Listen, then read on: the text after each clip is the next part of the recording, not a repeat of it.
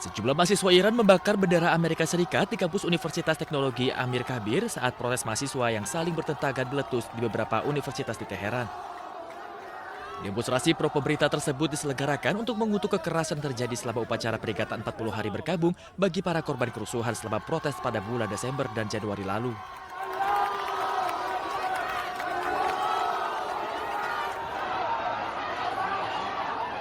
Peristiwa tersebut kemudian meningkat menjadi konfrontasi kekerasan yang menyebabkan bentrokan fisik antara mahasiswa pro pemerintah dan anti pemerintah.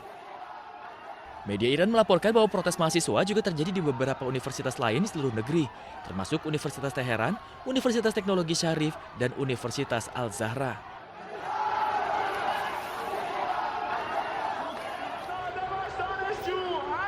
Di Masad, Iran Timur, sekelompok mahasiswa dan profesor Universitas Ferdowsi turut mengadakan unjuk rasa di luar gedung administrasi pusat universitas dengan mengibarkan bendera Iran dan meneriakan slogan-slogan dukungan terhadap pemerintah dan kepemimpinan Iran.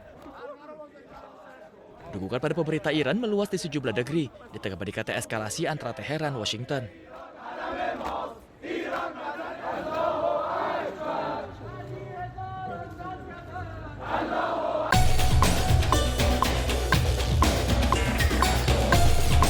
Selain kapal induk, pasukan Amerika Serikat mulai menarik diri dari pangkalan Kosrak, pangkalan Amerika Serikat terbesar di Suriah di pedesaan Al-Hasakah.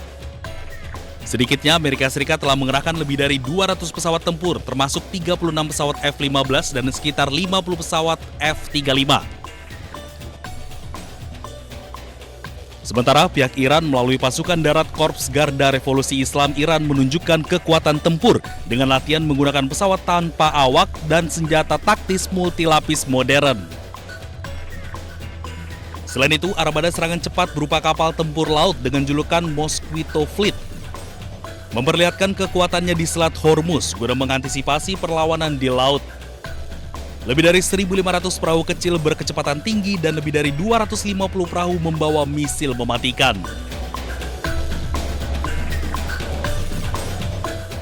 Tunggu-tunggu selama 4 bulan ke belakang nyampe juga. Ini paket bukan sembarang paket, isinya adalah sebuah dokumen yang penting banget yang merubah nasib dan masa depan anak-anakku. Kita buka ya.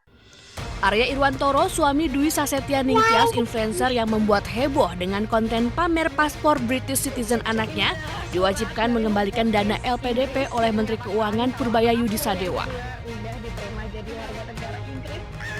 Arya Irwantoro diduga belum memenuhi kewajiban pengabdian sesuai skema 2N+1, yaitu kembali dan berkontribusi di Indonesia selama 2 kali masa studi ditambah 1 tahun setelah lulus. Arya menempuh studi S2 dan S3 dengan pendanaan LPDP hingga meraih PhD dari Utrecht University pada tahun 2022 lalu dan melanjutkan riset postdoktoral di University of Exeter. Menteri Keuangan Purbaya menyebutkan bahwa pihak LPDP telah berkomunikasi dengan Arya dan ia menyebut bersedia mengembalikan dana beasiswa beserta bunganya. Itu uang dari pajak dan sebagian dari utang yang kita sisihkan untuk memastikan SDM kita tumbuh, tapi kalau dipakai untuk penghinaan negara ya kita minta uangnya dengan bunganya kalau gitu. Nanti saya akan blacklist dia. Di seluruh pemerintahan nggak akan bisa masuk. Berdasarkan data LPDP dan informasi tuition fee dari situs resmi Utrecht University, LPDP membiayai Arya Irwantoro bersama keluarga yang tinggal di Inggris, mulai dari biaya kuliah sekitar 900 juta rupiah, penelitian sekitar 150 juta rupiah, asuransi 50 juta rupiah, serta tunjangan biaya hidup dan keluarga sekitar 1,9 miliar rupiah, hingga total 3 miliar rupiah.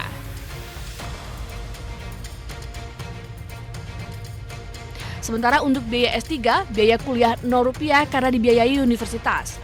Penelitian sekitar 300 juta rupiah, asuransi 4 tahun sekitar 100 juta rupiah, tunjangan dan biaya hidup sekitar 4,3 miliar rupiah, sehingga total 4,7 miliar rupiah.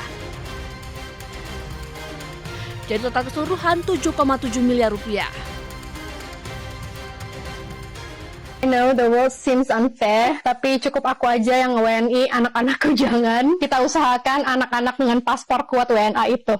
Let's go. Usai viral di media sosial, Sasetia Ningtyas pun mengunggah tulisan permohonan maaf Ia menyebut video tersebut dibuat sebagai bentuk rasa kecewa dan frustasi sebagai WNI terhadap kondisi Indonesia. Tim Liputan, iNews melaporkan. Baik, terakhir Pak Sudarto, BPPK. Dalam konferensi pers APBN kita di kantor Kementerian Keuangan Jakarta Pusat Senin kemarin, PLT Kepala Badan Pendidikan dan Pelatihan Keuangan Kemenkeu Sudarto melaporkan 44 penerima beasiswa LPDP mangkir dari kewajiban mengabdi di Indonesia.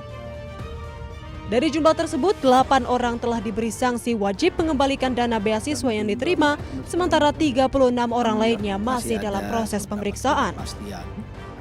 Kami sudah melakukan penelitian terhadap mungkin lebih dari 600 ya Awaldi. Dan dari jumlah tersebut yang sudah ditetapkan sanksi ya, termasuk pengembalian, itu 8 orang, 36 lagi sedang dalam proses. Memang dari laporan-laporan tersebut, misalnya terdapat yang masih dalam masa magang ya, di mana saat ini LPDP memberikan kesempatan untuk magang dan juga membangun usaha selama 2 tahun di luar negeri sesuai dengan ketentuan yang ada di buku pedoman penerima beasiswa. Kemudian ada yang sudah selesai masa pengabdian ataupun mendapatkan penugasan dari kantornya. Sementara itu, Sudarto juga menyampaikan data yang dia paparkan berasal dari perlintasan keimigrasian Kementerian Imigrasi dan Pemasyarakatan serta laporan dari masyarakat. Tim Liputan iNews melaporkan.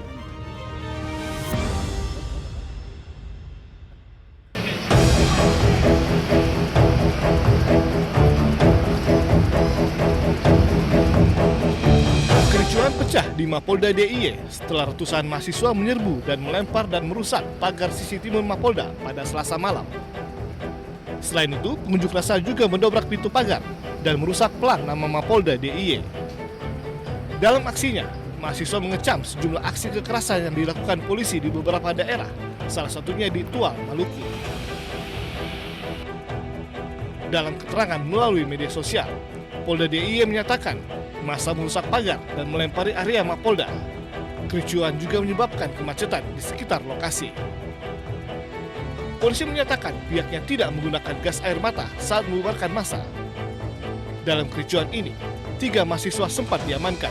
Namun setelah dilakukan koordinasi, ketiganya telah dikembalikan ke rektorat kampus masing-masing.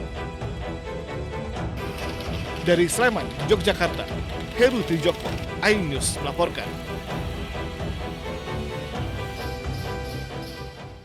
2000 tertinggi itu 2019, bahkan 40. Puncaknya, nggak pernah sebelumnya itu. 40 indeks kita. Di zaman Orde Baru Soeharto itu terendah itu di angka 17 karena indeks waktu itu baru 1 sampai 10 tertinggi ya. Di tahun 2012 indeks itu sudah pakai angka 1 sampai 100 ya. Nah, tahun 97, 98, 99 itu terendah di angka 17 atau 1,7. Tertinggi itu di zaman Pak Jokowi. Mulai dari 2015 ya. Ini 2019, 18, 17, 16, 15 itu naik terus. Ya. Jadi itulah rekor Sebentar. indeks korupsi kita tertinggi di zaman Pak Jokowi. Ini sebuah fakta, tapi Bung Ferdinand tadi sempat tertawa. Tapi ini fakta loh Bung Ferdinand. Ya, ini betul. Ini bukan buat-buatan loh. Rapot naik di zaman Pak Transparansi Jokowi. internasional punya data. Bahwa itu adalah kinerjanya Jokowi kalau yang baik-baik. Ya, enggak kan? gini. Itu aja. Saya mau menjelaskan kalau yang jelek-jeleknya bahwa mereka nggak mau itu Jokowi. Oke. Yang baiknya diklaim Jokowi. Bukan klaim Jokowi, tetapi di pemerintahan Jokowi kalau dikatakan Jokowi memperlemah KPK itu salah besar karena kita bicara data. Satu ya. Silakan ini data. Tertinggi 40 nih undang-undang KPK masih undang-undang yang lama. Ya, itu satu. Artinya makanya lihat situ. naik ini semua KPK berdasarkan undang-undang KPK ketika itu sangat independen. Kapan dia turun dari 40 ke 37? Ketika undang-undang diubah oleh Presiden Jokowi dan DPR ketika itu. Kenapa dia jadi tidak independen ketika itu dan salah satu penilaian ANKEK, salah satu unsurnya adalah lembaga independen gitu ya. Kenapa dia turun dan lain-lainnya turun? Karena memang KPK ditempatkan di dalam atau di bawah rumpun eksekutif, di bawah presiden. Sehingga terlanggarlah konsep ANKEK itu. Nah, sebenarnya kalau Jokowi mencoba menghindar dan memuji pemberantasan korupsi di eranya meningkat, enggak. Yang meningkat itu kerja publik semua. Di dalamnya mungkin ada kerja Jokowi tapi tidak maksimal. Kenapa tidak maksimal? Karena penilaian untuk aparat penegak hukum yang ada di bawah Jokowi dalam pemberantasan korupsi tidak bagus juga. KPK di luar Jokowi. Begitu dimasukkan ke dalam lingkup kekuasaan ranah eksekutif malah anjlok.